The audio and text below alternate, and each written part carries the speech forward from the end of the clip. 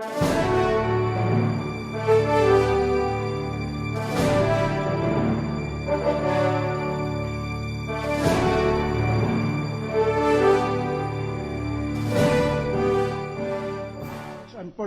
was not all marked our documents because we started 10 o'clock, Your Honor, but we were here 8 o'clock in the morning, Your Honor. You mark it. Yes, Your Honor.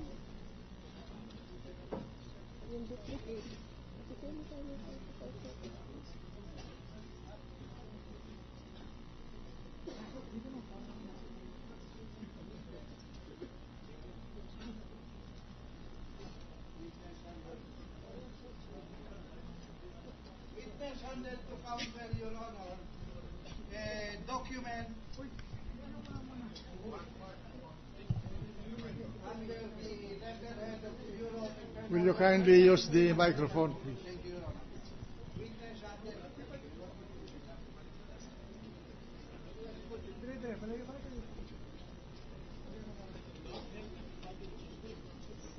Witness handed. Witness handed to counsel, Your Honor, a one-page document under the caption of the Bureau of Internal Revenue, or which is a form of the BIR form number 1954, revised July 1999, CAR 2003-000-23747. Madam Witness, please examine this document and tell us the property that was, I withdraw that, Your Honor. Based on this document, I noticed that the selling price is 11 million pesos.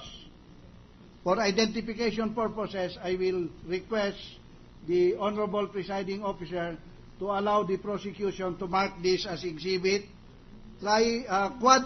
quintuple G, as in golf, Your Honor.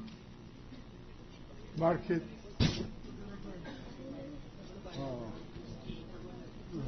Kaya nga, pamarkahan muna natin. May I please proceed, Your Honor? Proceed.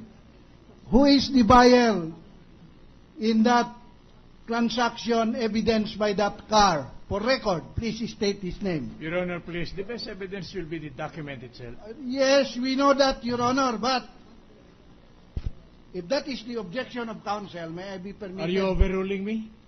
Yes. with the chair's permission. I address, Order. Your Honor, my Order. objection Please, to the Honorable please. Presiding Justice. Let us handle this hearing as gentlemen. Now, what is the objection of the counsel? The best evidence, Your Honor, will be the document itself. Correct. But please make the commissioner competent to testify on the transaction. Yes, Your Honor. May I please request the name of the buyer in Exhibit Quintuple G, which is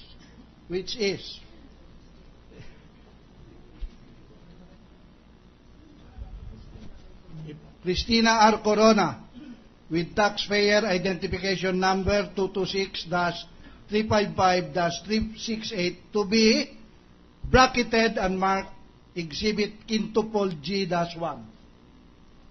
Mark it. I also respectfully request, Your Honor, that the selling price... Who is the buyer? Corona. Corona, yes, Your Honor. And who is the taxpayer that ought to pay the tax?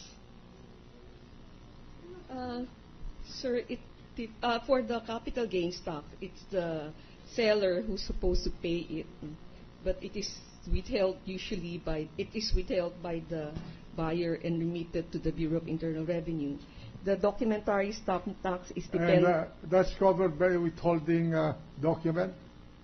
No, sir. I only have the certificate authorizing registration, showing the tax payment made, that the capital gains tax and the documentary stamp tax. Just for the information of this court, what is the practice of the Bureau of Internal Revenue in the sale of capital assets do you require a special tax return to reflect the payment by the seller of the final tax on the capital gains?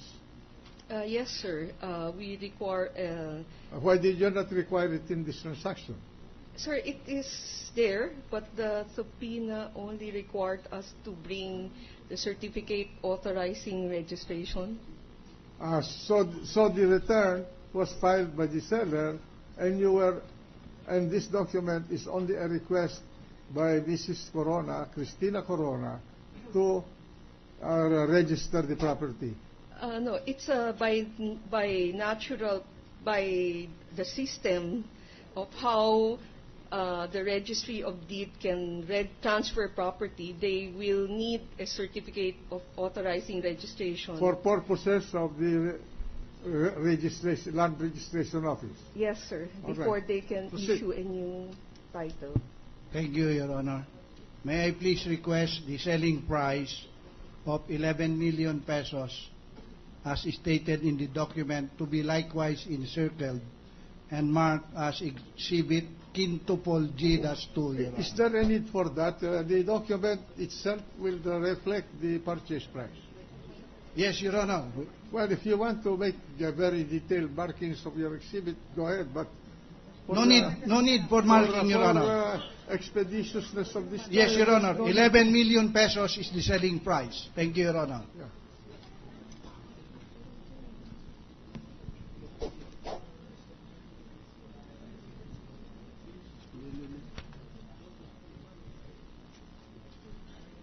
Proceed.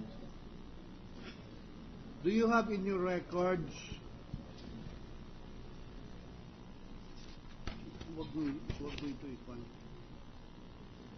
Based on your records, meaning BIR records, did Cristina Corona have any income in 2003 when she and her husband, Respondent Renato, bought this La Vista property for 11 million pesos per Exhibit Quintupol G?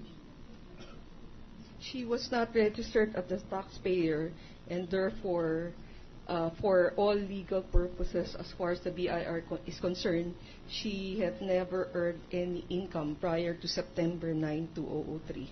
Given this situation, Madam Witness, what is the position of the BIR regarding this transaction? We object, Your Honor. Teka muna, ano bang It's question? not- Please ask the question from into the microphone.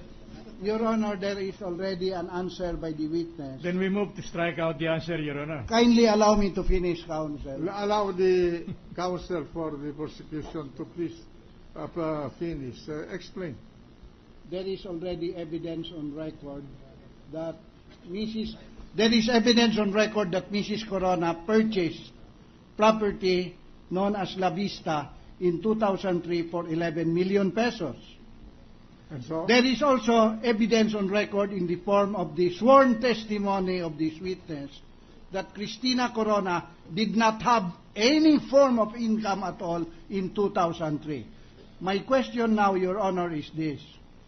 Given this situation, meaning a taxpayer with no income buying property worth 11 million pesos, what is the position of the BIR on this transaction? You're asking for an opinion. Yes. I'm asking her as the Commissioner of Internal The Revenue. proper Your thing Honor. to do is to ask if the commissioner examined the taxpayer and whether they issued a tax assessment for that value that she used to acquire the property. Along that line of as suggested by the Honorable Chairman, Honorable Presiding Officer, we will propound the necessary questions. Madam Witness, when did you make this discovery about a taxpayer with no income buying property worth 11 million pesos? If Your Honor, please, no basis, Your Honor. Why There is no... Let the witness answer. I didn't... If Your Honor, please, I didn't get the ruling of the case. Let the witness answer. Thank you, Your Honor. Do I answer, sir? Let the witness answer. We only found out about this Because of the impeachment proceeding. To be honest, to be specific, we only found out about these things as of last Friday, January 20, 2012, sir.